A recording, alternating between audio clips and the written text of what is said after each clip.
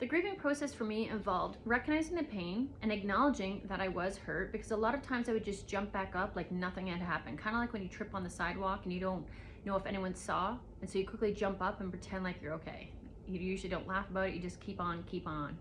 And so I realized there were times when I was just jumping back up after a betrayal or a loss, dusting myself off, acting like I didn't hurt, and I kept living my life. And I would, by doing this, by pretending I was okay when I wasn't, I was missing out on so much information on why I was so sad and in so much pain. And so when I started to grieve and actually process the pain and give myself time to rest and to feel and to process it, it allowed me to work past that I'm okay zone when I really wasn't feeling okay. And so what that involved was also getting clear on the confusion, understanding why this happened, why I'm in pain, and why do I go back to it? What is causing me to chase people who don't want to be around me? You know, why am I chasing people who aren't there for me like I'm there for them? And I had to get good at realizing, like, I'm looking for something in those people that I have not provided for myself. Safety, stability, and security. And then so the more I started to heal and move out of my emotional place more into my logical mind, because the logic is where the education and information happens, and getting the clarity out of confusion, where the emotion is. And so the more I revised this and worked through the grieving process, it gave me more information as to why I'm doing what I'm doing and why I'm receiving or not receiving what I'm not. And so the more I revised this process, I got better at it. And I had to recognize if I stopped in resentment, if I still felt resentment after this process, I was still blaming. I was still blaming them. And so I was still in the victim mind. So I had to keep pushing forward. I had to get to the actual place of vulnerability where I had to admit to myself, what was I looking for in this connection? And it could have been something like just like a coworker. It could have been a stranger that you just see often, and like you're like, you know what, I'm just being kind, and we see each other on a regular basis, so that's good enough for me. But like, some people either need more from you or require more from you in order to connect with you, and they require you to be kissing their butt, ignoring their actions, and pretending they're somebody they're not. And so I had to recognize where I was portraying some of those things within myself. So like, as long as I was connecting to people like that, I couldn't see me for who I was, and I wasn't seeing them clearly and allowing that to be a clear picture. I was like fogging up the glass, and I had to make changes because I was attracting people who were still stuck because I was still stuck. And so when I acknowledged I still had more work to do, that I'd made excuses for myself, which made excuses for them, which is why I was drawn to them, that vulnerability and admitting what I was actually needing in that moment, which was softness when I felt life was so hard,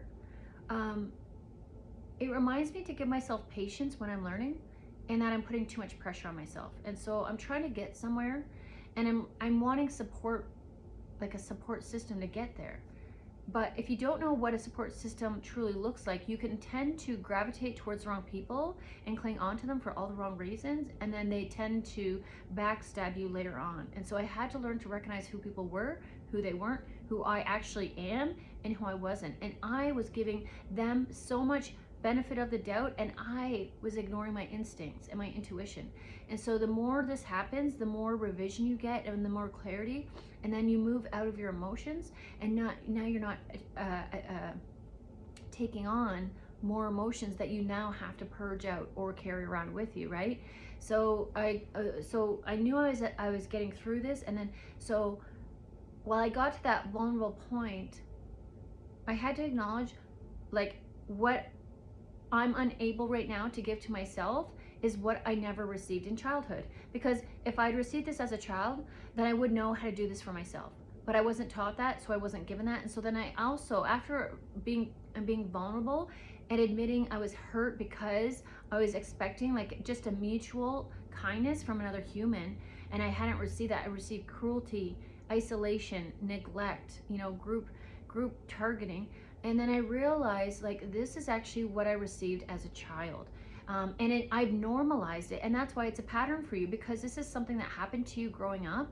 And this is the way these people were treating you is how your family has actually treated you growing up. And that's why it's happened for so long. And it's hard to recognize because it's your blind spot. And I also had to push it a little bit further past the grieving of what I didn't receive, and acknowledge like these people didn't want good things for me. Because when you start to recognize the people who are targeting like this and who isolate and ignore you and neglect you, those people don't want good things for me. And they can't see. It's instead of like, so you're different where you'll like see someone and you'll be like, yeah, I may feel envious of that person, but I think I want to try and find that for myself. You don't go into their lane, but these people come into your lane and they expect you to give to them without them ever having to actually give to you. And that's the unfair version, is like for something in life told them that they don't have to do things for themselves and that other people have to do it for them. And you've been doing this work since your birth, really. Like you were a workhorse right out of the womb, because like your parents had you for the reason of an emotional punching bag, as status, as something like furniture, like this is part of my family. And they used you to try to make them feel more secure within themselves instead of developing that within them. And like, while we can say they probably experienced that at the hands of their parents, you know what I mean? But at the same time, it doesn't make it right.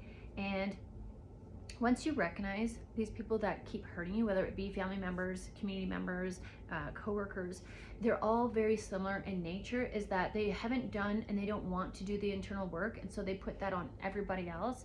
And so that's something else that has happened to you as a child while you're growing, and even as an adult now, you're still receiving that sort of same behavior, because it's almost like you were trained to feel for other people and to fix other people and to clean up their mess. Like that's what you were designed for. That's what you're brought into this world for. That's the painful truth.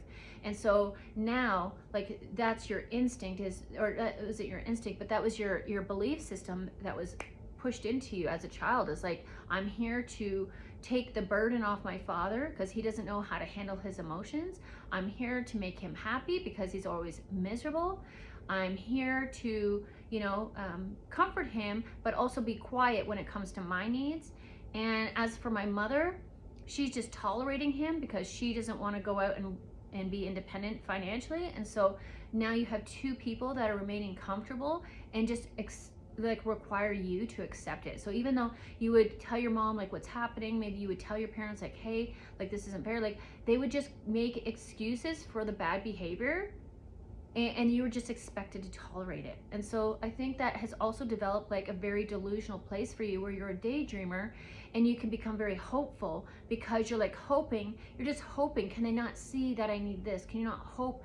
And like, so like, I know as a kid I was a daydreamer, but still as an adult, like I run scenarios through my mind like a movie, because I was babysat by the TV, right?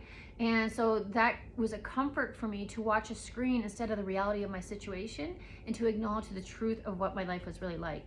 And then when you realize like you were raised to fail, and now you have to unlearn all that information and relearn it in a world that doesn't want you to win, it's quite painful and challenging. And it doesn't mean that you can't do it. It just means the sooner you recognize that you're meant to do this on your own and for yourself, that's when the change really happens. And that's when I started seeing results. So if you need help with this, be sure to contact me for one-on-one.